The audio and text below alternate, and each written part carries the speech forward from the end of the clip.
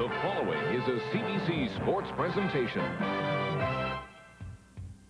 In Game 1 of the Norris Division semifinals, old foes looked on as the NHL's oldest skater dominated one of the league's oldest rivalries, Toronto stunning Detroit 6-2. On the night, the Red Wings challenged George Bell's record for consecutive hits, yet Boreas Salming was resilient. In his own zone, the 37-year-old Swede sacrificed himself time and again. The Wings had just 27 shots on goal. He was also a weapon offensively. Of his team-high 4 shots against Glenn Hanlon, this goal in the first period gave the Leafs a lead they would not relinquish. A second story emerged in goal. Alan Bester's first ever playoff start. He received a bold introduction, often stopping players as well as the puck. The Wings were intimate, but not intimidating. All told, Bester made 25 saves, including 14 of 15 in the second period. Buoyed by his performance, the Leafs stormed in the third, and again it was Salming who led the way. Capping this rush with a pass to Mark Osborne, the game's prettiest goal was also its winner. Born years and miles apart, Bester and Salming sharing a great moment on the NHL stage and setting the stage for Game 2 tonight in Detroit, Michigan. It's the Toronto Maple Leafs and Detroit Red Wings on Hockey Night in Canada.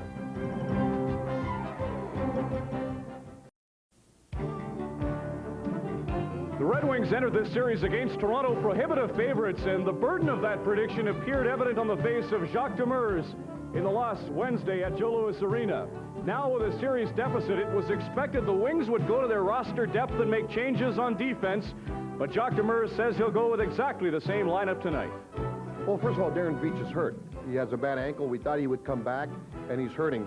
We felt going into the playoffs as possibly a question by the fact that Brophy used Terry Johnson instead of Richardson. We wanted to go with experience, and the experience has not failed us last year going into the Final Four, and we felt this year with the season we had that the experience, the Schneps, Hallward, O'Connell came true for us, and we wanted to give them an opportunity to start the playoffs. And if things don't go well tonight, we always have the option to change. Jacques Demers does not want to change his lineup, but he would like to change the outcome as the Toronto Maple Leafs visit the Detroit Red Wings.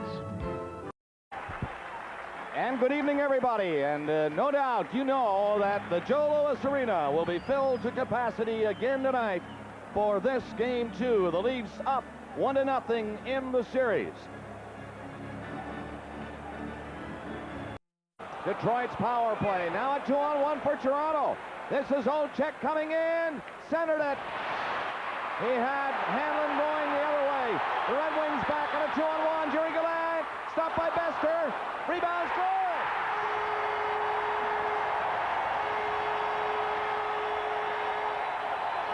Jerry Gallant gets his own rebound. 1-0 Detroit. Well, when you get a 2-on-1, killing a penalty, you always should shoot the puck, because if to cause a turnover, here's what happens. 2-on-1 coming this way. Bester makes the save. Gallant gets a break as Todd Gill loses the puck. When he gets a stick on it in front of the net, it rolled right to Gallant, and he put it in. Here's how the Leafs got trapped. It was actually a 3-on-1. Gallant shoots it. Now he doesn't turn away. And look what he's rewarded with. The puck with the goalie out of the net. So Detroit with a power play goal leads now for the first time in this series. In this second game, the Leafs scored first last night and kept going.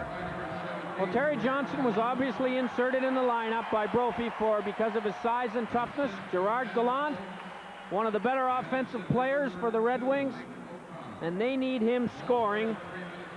The Red Wings are 7-11-2 this year when they played back-to-back games, and they've lost 5 straight playoff games in Joe Louis Arena, the last 4 last year, plus the first one this year. Gallant from Oates and O'Connell at 3:57. The power play goal for Detroit. Another 2-on-1 for the Red Wings. Klima gets in front. Scores!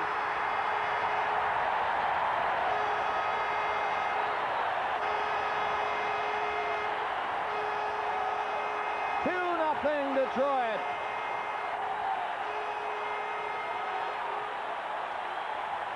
Well, last night it was the Leafs that got up 2-0. It did great things for their momentum. A bad pinch on that play by defenseman Johnson, leaving Iafrate all alone, and Peter Klima puts it in the sweet spot, right up in the corner. A nice pass across by Shabbat. The puck was rolling, but Klima was able to control the shot. A good sign for the Red Wings. 2 of their goal scorers have scored already, and 5 minutes has not gone by in tonight's game. Time of that goal, 4:22. Klima set up by Shabbat, and very quickly the Red Wings lead the Maple Leafs 2-0. And the Leafs get it up to center ice. It's dropped back by Dumfus. Nice glove save by Hanlon on that shot. Out for Detroit again. Shabbat shoots it in. It comes to Klima. He's covered. Shabbat went after Dumfus. Probert gets in front. Missed with the shot along the ice. Again it's centered to Klima. He scores!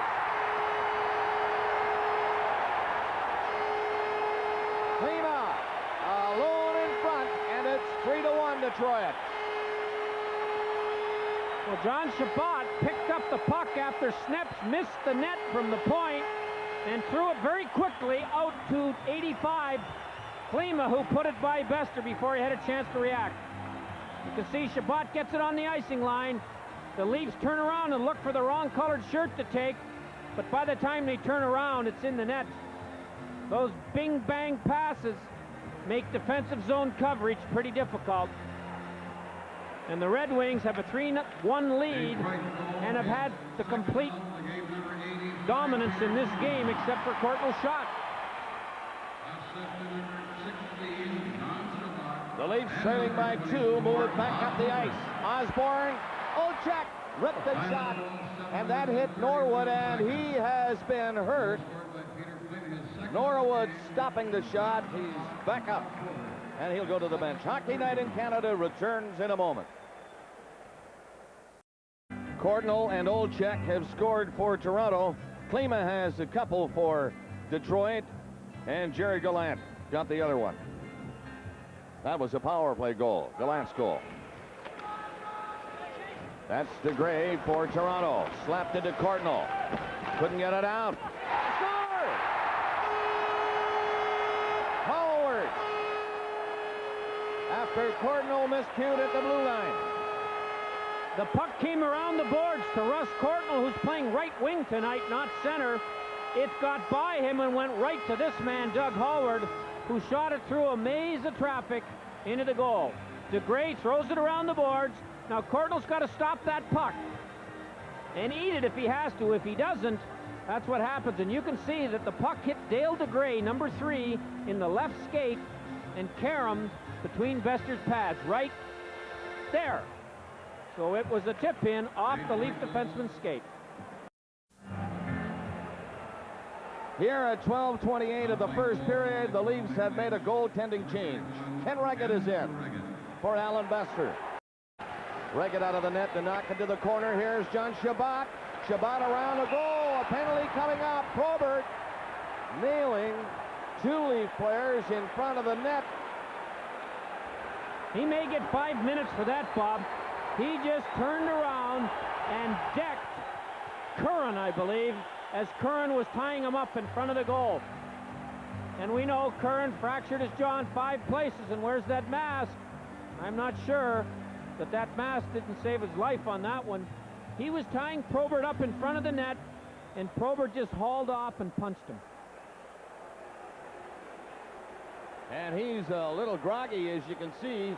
Guy Kinnear is the trainer of the Maple Leafs out there, and we'll see if we can pick it up for you in front. Curran right to the right of your screen. You can see it right there. All he was doing was tying Probert up. Probert might get another one for knocking Salming down. Now, I think Curran had a hold of Probert's stick, and that's what made Probert so mad.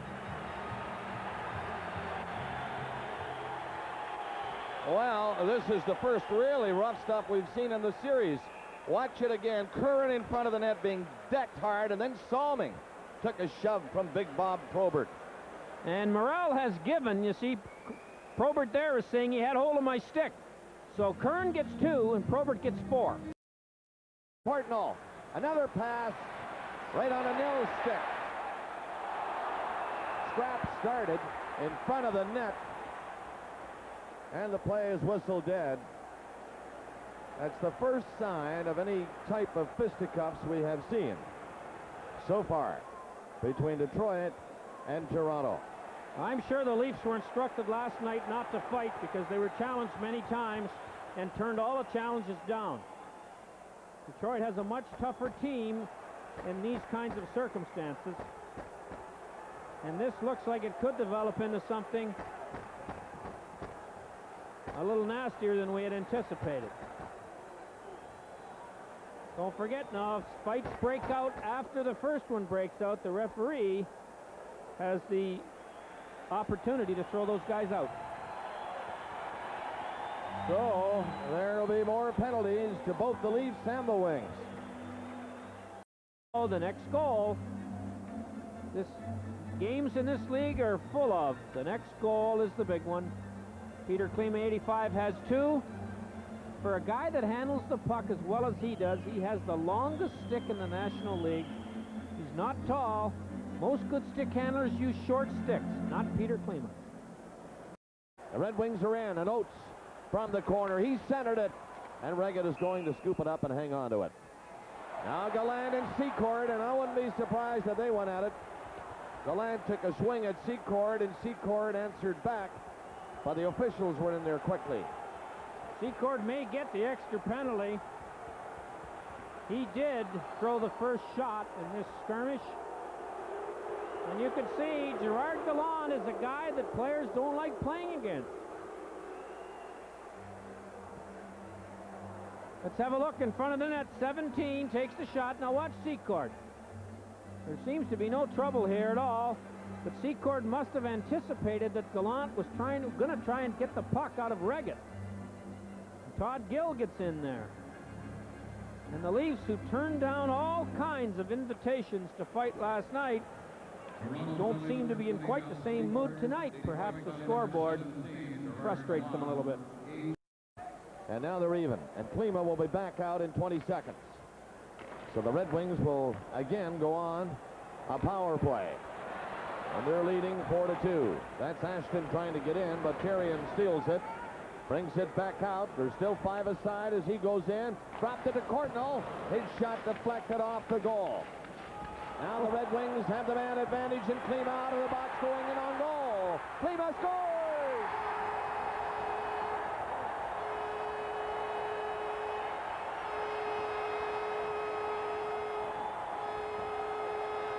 And you'll see the hats waved out of the stands now here at the Joe Louis Arena. That power play goal by Klima was his 3rd of the night, and the Red Wings lead 5-2. Peter Klima's favorite spot, upper right-hand corner as he looks at the net, and he can get it up in a hurry. A great body check down there, but that gave the man advantage. And look at Klima lurking behind the Leaf defense. Watch, up top. Reggett had no chance at all. About 90% of the time, if Klima shoots, that's where he's going. But he is talented enough to pull it around you. He felt the heat from behind him of Borje Salming, but the concentration was terrific, and Klima gets a great big goal for the Red Wings to make it 5-2. Kicked away by Hanlon. Up the center, and firing it back in is Downpoos, but they're offside. That hat trick by Klima, by the way, as they do a little pushing and shoving down there. Something could break out here. We suspected that something like this could happen. The tempers flare.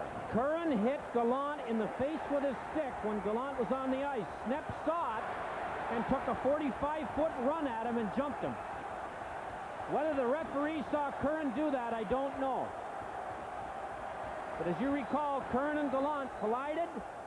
High stick, down goes Gallant. Curran gave him the stick when he was down, and Sneps comes running in to the rescue of his captain, Gerard Gallant. And that's Secord trying to get at Sneps.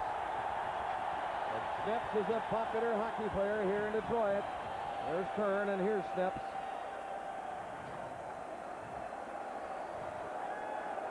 Well, Harold Sneps is known Now Kern's pointing his finger and saying, I'll get you, Snaps. You jump me from behind. And this series has got a few more periods in which hockey has to be played. But Harold Snaps came running to the rescue of Gerard Gallant. And we will see whether the referees saw it from the start. They're now telling the linesman about it, and Goratziker's saying, that's all right, we saw it. Don't forget, the linesman can call stick violation penalties. Just before that broke out, I was saying that the hat trick by Klima was the first by a Red Wing since Normie Ullman, back on April 11th, 1965, against the Chicago Blackhawks. First playoff hat trick by Klima. Toronto Maple Leafs last night, 6-2. And coming into this game tonight, a one-game lead, but the Red Wings are going to tie the series before it ships to Maple Leaf Gardens in Toronto. The way the Wings have played now, they have a 3-goal lead, and they're protecting it very well. Occasionally get the odd break like this one. Nil scores!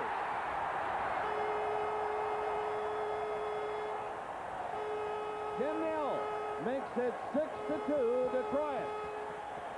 Jim Nill made an excellent play on that goal. He knew he wasn't going to get around Terry Johnson. So he started around him, then shot it through his legs, and Reggett was a little late picking it up. He probably didn't see all of it right there, and beat him. Good goal scorers, and that's not what Jim Nill is. Do this all the time. Mike Bossy's got lots of goals with that play right there.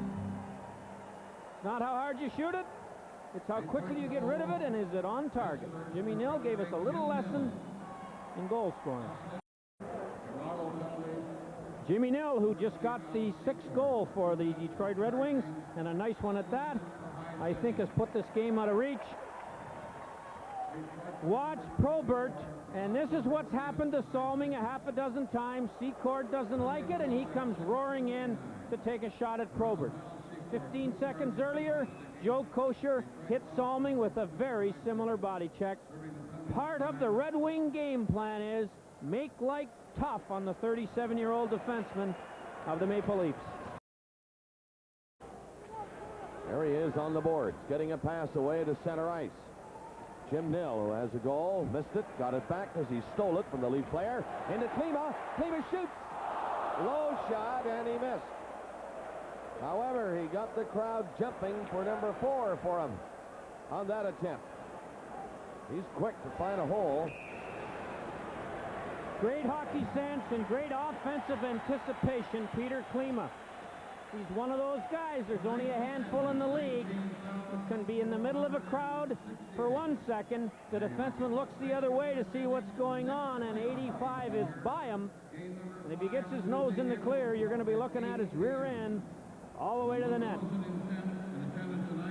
Took a good shot, but it was along the ice and just off the net.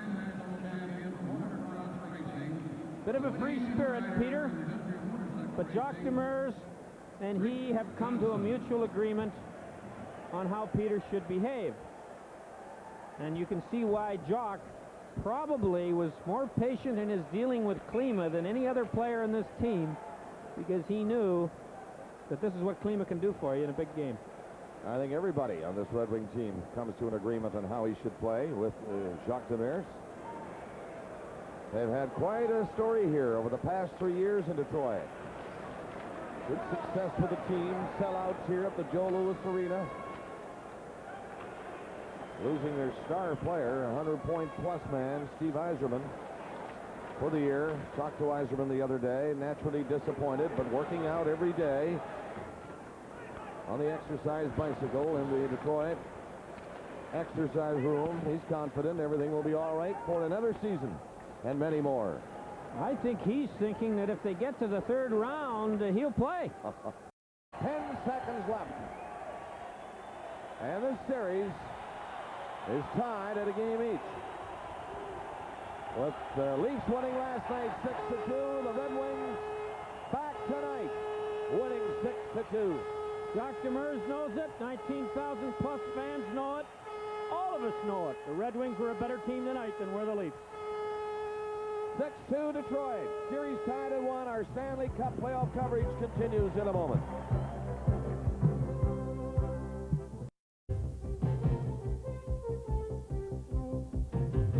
The Detroit Red Wings defeat the Toronto Maple Leafs 6-2. The Molson Cup 3 stars in tonight's game, as you might expect. Last night, 3 Leafs in the 3-star balloting.